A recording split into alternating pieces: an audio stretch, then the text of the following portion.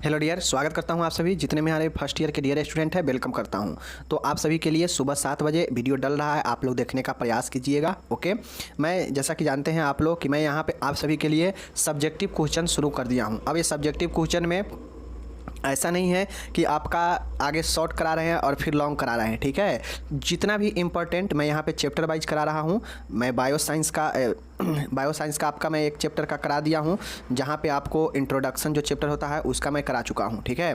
यहाँ भी आपका इंट्रोडक्शन चैप्टर, साइकोलॉजी का इंट्रोडक्शन चैप्टर है और यहाँ से सवाल आपके आते हैं लॉन्ग में भी, शॉर्ट में भी। ओके, तो जो महत्वपूर्ण प्रश्न है सभी सब चैप्टर वाइज उस सभी का जो है मैं करते चलूँगा, ठीक है। तो आप लोग देखने का प्रयास कीजिएगा और यहीं से आपके जो है एग्जाम में क्वेश्चन आएंगे, शॉर्ट या लॉन्ग। ओके, तो डाउट नहीं रखना है कि आपके एग्जाम में क्वेश्चन आएंगे या नहीं आएंगे। जब यहाँ पढ़ रहे हैं, हमसे पढ़ रहे हैं, तो 100% श्योर हो जाइए, आप किसी भी स्टेट से है 100% श्योर रहिए कि आपको इसी पढ़ाए गए में से आपके एग्जाम में आएंगे। बस आपको कंप्लीट करते हुए चलना है। और याद रखिए, कोई भी वीडियो आएगा, किसी भी चैप्टर से आपको प्रश्न होगा, अगर एक चैप्टर में मान गए 2-3 क्वेश्चन अगर इंपॉर्टेंट होगा, 4 क्वेश्चन इंपॉर्टेंट होगा, तो एक ही दिन में मैं चारों क्वेश्चन नहीं कराऊंगा, एक दिन में ज़्यादा से ज़्यादा 2 क्वेश्चन ही लाऊंगा, ताकि चीज़ों को आप समझें, वीडियो ज़्यादा बड़ा ना हो, चीज़ों को आप समझते चले। समझ गए? तो अगर एक चैप्टर में 2 वीडियो भी आने वाला होगा तो 2 वीडियो भी लाएंगे। तो घबराना नहीं है कि मैं एक एक चैप्टर का एक वीडियो ही बनाऊंगा और आपको दिक्कत हो जाए, लंबा लंबा वीडियो हो, तो घबराना नहीं है, पढ़ते चलना है। एवरेज वीडियो 25 मिनट का रहेगा। 25 मिनट अगर आप नहीं देखते हैं समय, तो फिर समझिए कि क्या होता है। अभी मैं वीडियो मेहनत करके बनाता हूँ, समझ गए, और लोग अभी देख कितना रहे हैं, 2 से 3 मिनट एवरेज देख रहे हैं। मतलब कि कुछ लोग ऐसे हैं जो सीधा आके ओपन कर रहे हैं, PDF डाउनलोड कर रहे हैं, निकल जा रहे हैं। ऐसे कुछ है जो कि 2-4 मिनट देख रहे हैं। तो बाकी कोई दिक्कत नहीं है, मैं मेहनत कर रहा हूँ और धीरे धीरे समय बीतते जाएगा, समय नज़दीक आ जाएगा और आप कहेंगे कि सर ये दे दीजिए, इम्पोर्टेंट दे दीजिए, ये कर दीजिए, तो वो सबसे सिर्फ और सिर्फ नंबर ही आएगा, नॉलेज नहीं होगा। बाकी चलिए शुरू करते हैं। देखिए, ये आपको यहाँ पे मैं लेकर आया हूँ बिहेवियर साइंस, और आप लोग जानते हैं बिहेवियर साइंस में 2 खंड है, एक साइकोलॉजी का और एक सोशियोलॉजी का। तो सोशियोलॉजी बाद में आता है, पहले साइकोलॉजी शुरू होगा। तो इसका इंट्रोडक्शन देखिए और इसमें चैप्टर नंबर 1 है। ओके, चलिए शुरू करते हैं। अब इसमें एक महत्वपूर्ण, सबसे महत्वपूर्ण प्रश्न है। ये प्रश्न आपके 10 नंबर में भी पूछते हैं और 5 नंबर में भी पूछते हैं। तो देखिए, क्वेश्चन है आपके कि psychology and explain the scope of psychology. Question पूछेगा कि मनोविज्ञान को परिभाषित कीजिए और इसके कौन कौन से क्षेत्र है, क्षेत्र को बताए, स्कोप को बताए। ओके, चलिए हम लोग देखते हैं। सबसे पहले मनोविज्ञान को परिभाषित करना है, तो साथियों डिफाइन करना है मनोविज्ञान का। तो आप एक अरस्तु को याद रख लीजिए, वाटसन को, पिलसबरी को, ये तीनों को याद रख लीजिए कि तीनों ने क्या बताया है मनोविज्ञान के बारे में।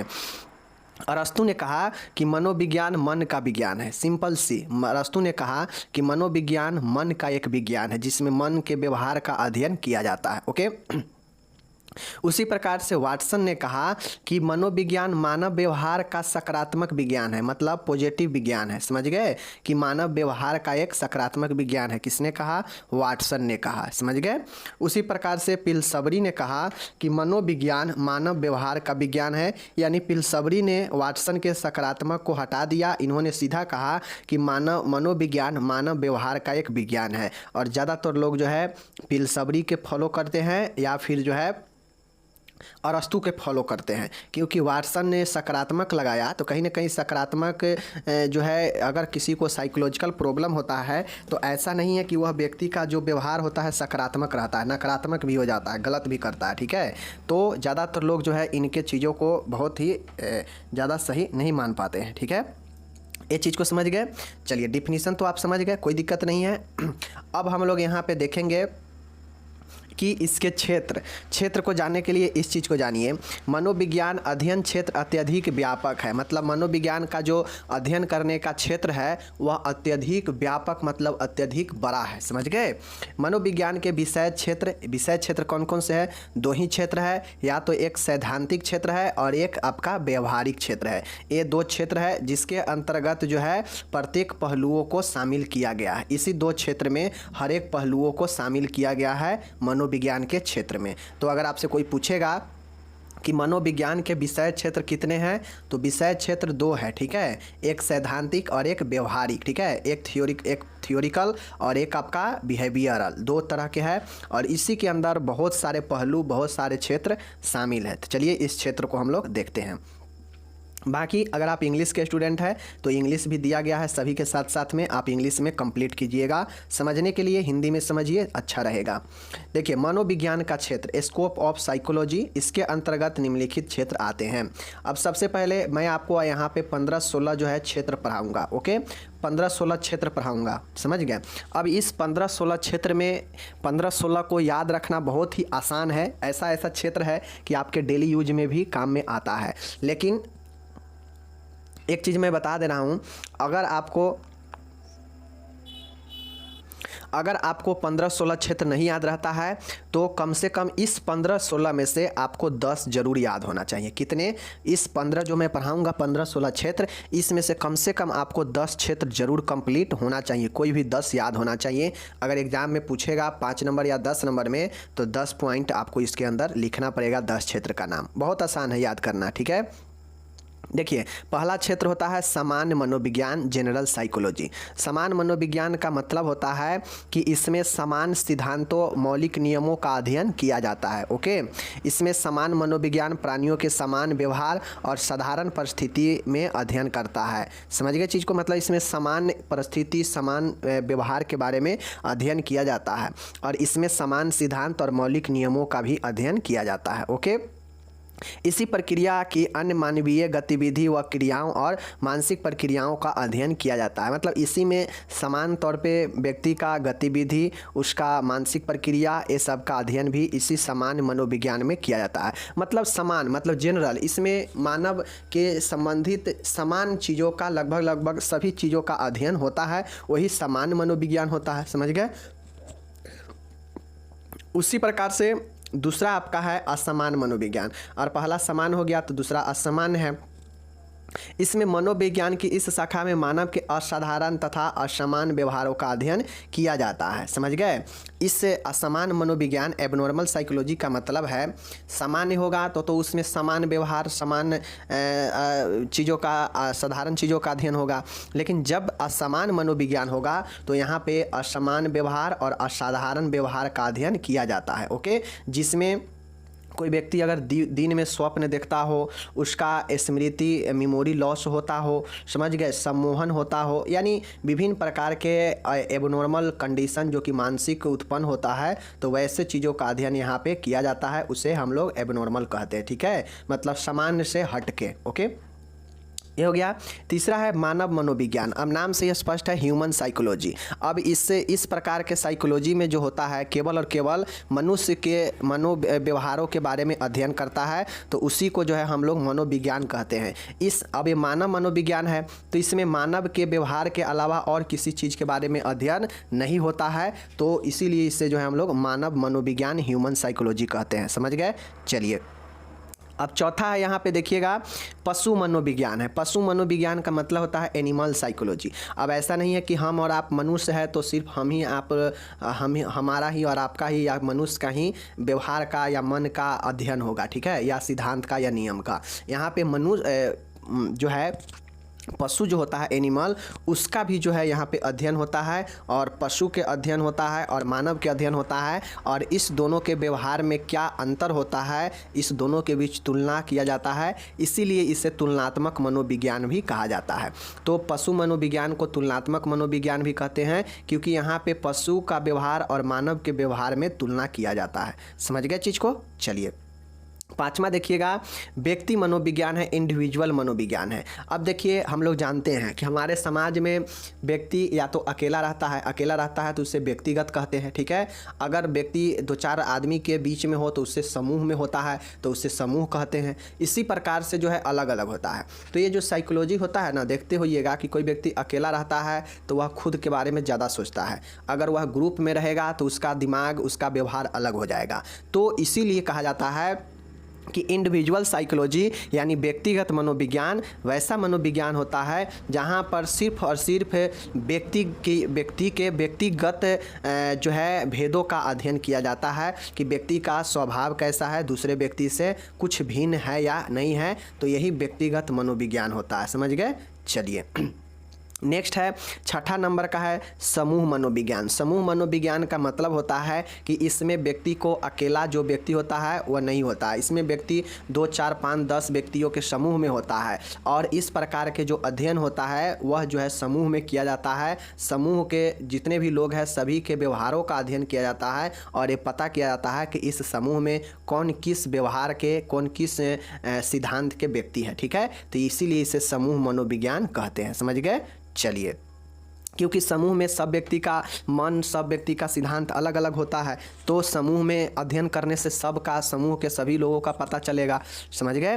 प्रौढ़ मनोविज्ञान मतलब एडल्ट साइकोलॉजी। प्रौढ़ मतलब क्या होता है? वयस्क या बूढ़ा आदमी। तो इस शाखा में प्रौढ़ व्यक्तियों का विभिन्न व्यवहारों का अध्ययन किया जाता है, क्योंकि प्रौढ़ व्यक्तियों का व्यवहार बालक के व्यवहार से भिन्न होता है। देखिए आगे हम लोग देखते हैं, एक होता है प्रौढ़ मनोविज्ञान और एक होता है चाइल्ड मनोविज्ञान मतलब बाल मनोविज्ञान। तो जो प्रौढ़ मनोविज्ञान होता है ना, मतलब बूढ़ा का मनोविज्ञान होता है, तो देखते होइएगा जब बूढ़ा व्यक्ति होता है ना तो बहुत उसका व्यवहार जो होता है बहुत ज़्यादा चिड़चिड़ा, बहुत ज़्यादा गुस्सैल हो जाता है। तो इसी प्रकार से जो बच्चा होता है, बच्चा का मन जो होता है बहुत ज़्यादा हर्षचरित होता है, बहुत ज़्यादा चुलबुला होता है। ठीक है, बहुत ज़्यादा क्रिएटिविटी होता है बच्चा का दिमाग, व्यवहार। तो इसीलिए कहा जाता है कि जो प्रौढ़ मनोविज्ञान होता है इससे इसका जो व्यवहार या जो चीज़ें होता है वह बच्चों से भिन्न होता है। इसीलिए इसका अध्ययन जो है प्रौढ़ व्यक्तियों का अध्ययन प्रौढ़ मनोविज्ञान में किया जाता है। ओके, अब नेक्स्ट है 8 में बाल मनोविज्ञान है। बाल मनोविज्ञान का मतलब होता है चाइल्ड साइकोलॉजी। चाइल्ड साइकोलॉजी का मतलब होता है कि बालक के शारीरिक, मानसिक, सामाजिक और मोटर मतलब गामक तथा संवेगात्मक इमोशनल परिस्थिति प्रौढ़ से भिन्न होता है, अतः इसका व्यवहार भी प्रौढ़ से भिन्न होता है। इसीलिए इसका अध्ययन जो है चाइल्ड साइकोलॉजी क्षेत्र में किया जाता है। समझ गए? मतलब सिंपल सी जानिए कि बालक का जो व्यवहार होता है वह प्रौढ़ से भिन्न होगा, जाहिर सी बातें हैं। अब जो बूढ़ा व्यक्ति है और एक बच्चा है तो दोनों में अंतर होगा ही, दोनों के व्यवहार में भी। ठीक है, तो इसलिए जो है दोनों का अलग अलग अध्ययन किया जाता है, दोनों का अलग अलग साइकोलॉजी क्षेत्र है। समझ गए? 9वां है प्रयोगात्मक एक्सपेरिमेंटल साइकोलॉजी। एक्सपेरिमेंटल साइकोलॉजी का मतलब होता है कि कोई भी चीज़ का प्रयोग करके, समझ गए, प्रयोग करके सिद्ध करना। तो एक्सपेरिमेंटल साइकोलॉजी जो होता है प्रयोगात्मक मनोविज्ञान के अध्ययन की यह सबसे महत्वपूर्ण विधि है। ठीक है, मनोविज्ञान का अध्ययन का यह सबसे महत्वपूर्ण विधि है। प्रयोगात्मक मनोविज्ञान बाह्य व्यवहार के साथ ही मानव विकास की विभिन्न अवस्थाओं में आंतरिक प्रक्रियाओं का भी अध्ययन करता है। समझ गए चीज़ को? प्रयोगात्मक मनोविज्ञान का होता है कि यह प्रयोग के द्वारा व्यक्ति के बाह्य और साथ में आंतरिक प्रक्रियाओं का भी अध्ययन किया जाता है। मतलब ये प्रयोग के द्वारा यह सबसे उत्तम विधि होता है मनोविज्ञान का अध्ययन करने का। इसमें जो है प्रयोगात्मक मनोविज्ञान जो होता है यह बाह्य और आंतरिक दोनों तरह के मानव के विकासों के बारे में, उसके प्रक्रियाओं के बारे में अध्ययन करता है। ठीक है, समझ गए? चलिए 10th नंबर है विकासात्मक मनोविज्ञान। विकासात्मक मनोविज्ञान के मतलब होता है कि जो चीज़ें विकास कर रहा हो उसके बारे में अध्ययन करना। ठीक है, जैसे देख लीजिए मनोविज्ञान गत्यात्मक है। मनोविज्ञान साइकोलॉजी डायनेमिक मतलब विकसित है, यह एक गत्यात्मक है। यह मानव का एक गतिशील व विकासशील प्राणी के रूप में अध्ययन करता है। मनोविज्ञान जो होता है ना वह मानव के एक विकासशील और एक गतिशील प्राणी के रूप में अध्ययन करता है। सही सी बातें हैं कि जो बच्चा होता है तो बच्चा पहले शिशु रहता है, फिर वह किशोरावस्था में जाता है, फिर वह जो है वयस्कावस्था में जाता है, फिर वह जो होता है प्रौढ़ावस्था में जाता है। समझ गए?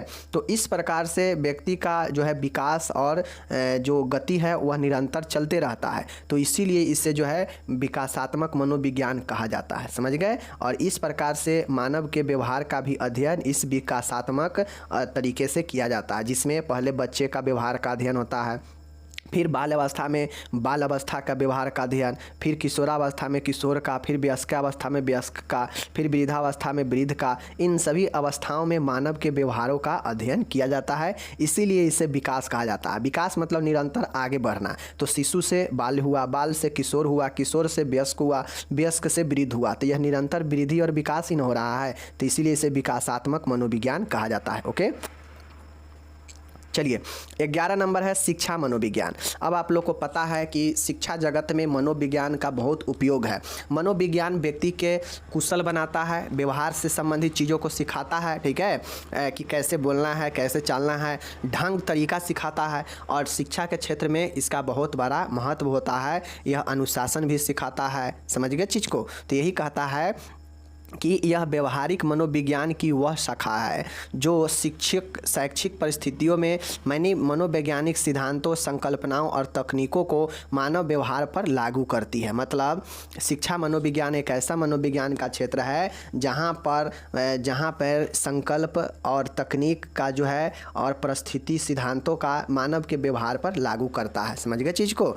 शिक्षण में मनोवैज्ञानिक ढंग साधनों से सुधार करना शिक्षा मनोविज्ञान की मुख्य विषय वस्तु है। मतलब मनोवैज्ञानिक तौर तरीके से शिक्षा में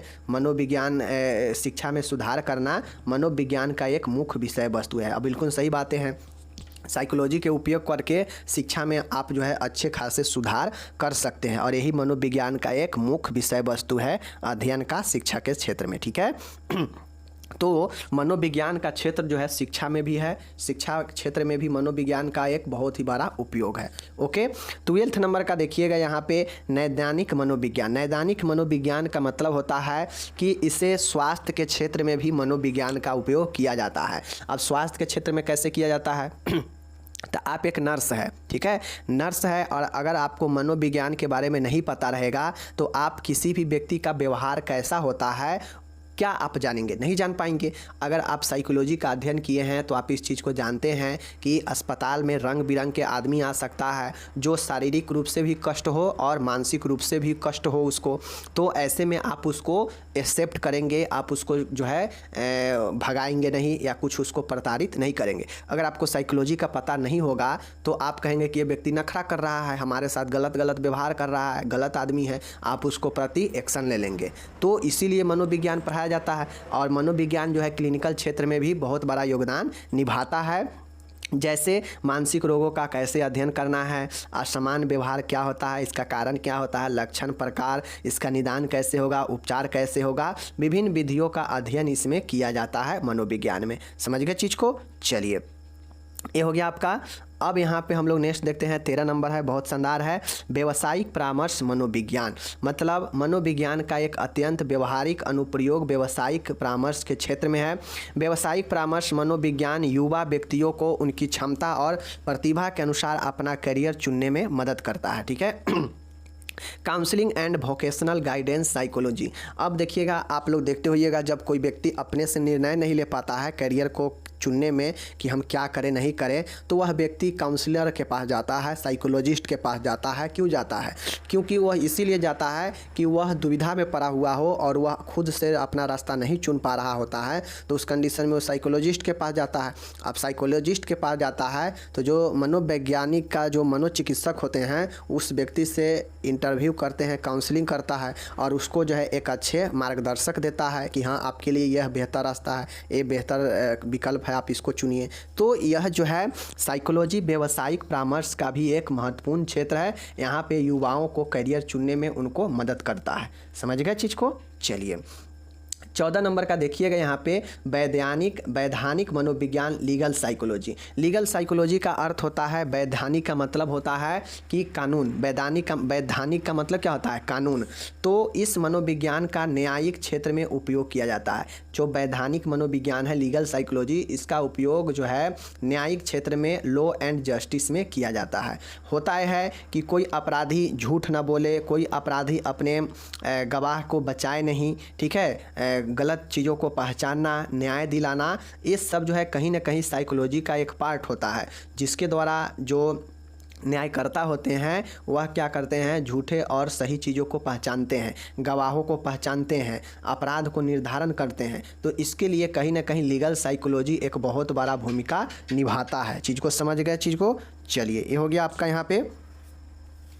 अब हम लोग चलते हैं यहाँ पे, देखिए वही चीज़ें लिखा है कि इस मनोविज्ञान का न्यायिक क्षेत्र में उपयोग किया जाता है। ओके, इसके द्वारा अपराध के निर्धारण, मतलब कौन क्या अपराध किया है उसका निर्धारण किया जाता है, झूठे गवाहों का पहचान किया जाता है, विवाद व कानूनी मामलों को अच्छी तरह से समझने में सहायता मिलती है इस लीगल साइकोलॉजी के द्वारा। ओके, चलिए 15 नंबर में है सैन्य साइकोलॉजी, मतलब मिलिट्री साइकोलॉजी। मिलिट्री साइकोलॉजी का मतलब होता है कि इसका उपयोग मिलिट्री साइंस, मतलब सैनिक के क्षेत्रों में किया जाता है, सैन्य क्षेत्रों में। अब हम लोग जानते हैं कि सैन्य क्षेत्र अपने नियम कानून के लिए बहुत प्रसिद्ध है। तो ये नियम कानून कहाँ से आया, तो कहीं ना कहीं सैन्य क्षेत्र में जो नियम कानून, जो सिद्धांत का पालन किया जाता है, जो सेवा के दौरान जो भर्ती होता है, जो प्रशिक्षण दिया जाता है, उसमें कहीं ना कहीं मनोविज्ञान का एक बहुत बड़ा हाथ होता है।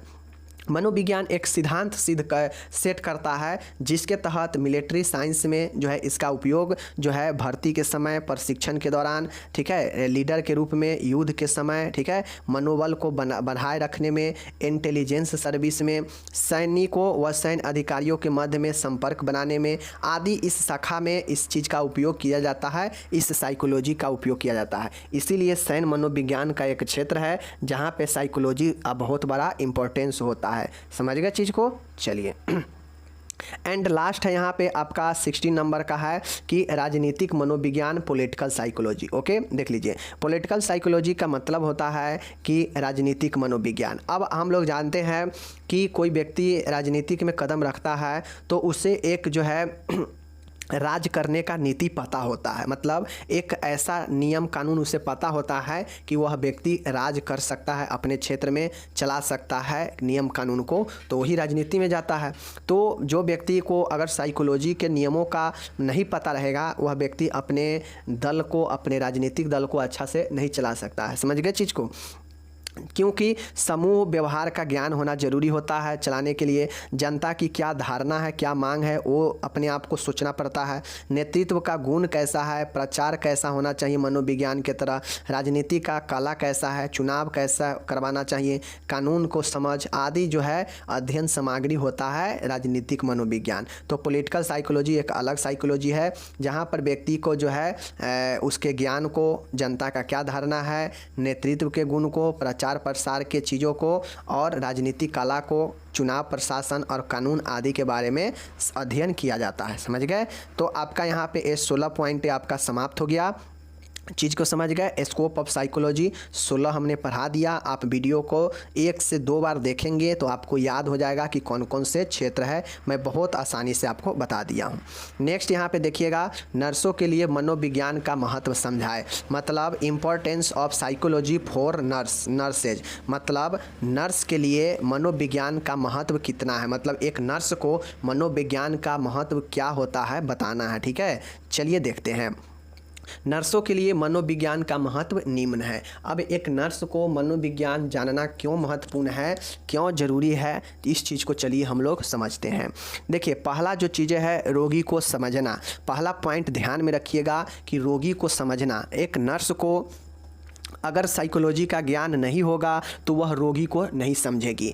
अब रोगी शारीरिक रूप से तो समस्या लेकर आएगा ही आएगा, चाहे उसका हाथ टूटा हो, पैर टूटा हो, सर फटा हो, बुखार हो, घाव हो, कुछ भी हो, फिजिकली रूप से भी वह जो है अस्वस्थ होगा। और हो सकता है भी वह व्यक्ति जो इलाज कराने आया है वह मानसिक रूप से भी ग्रसित हो, यानी कहीं ना कहीं उसका मानसिक डिस्टर्ब भी चलता हो।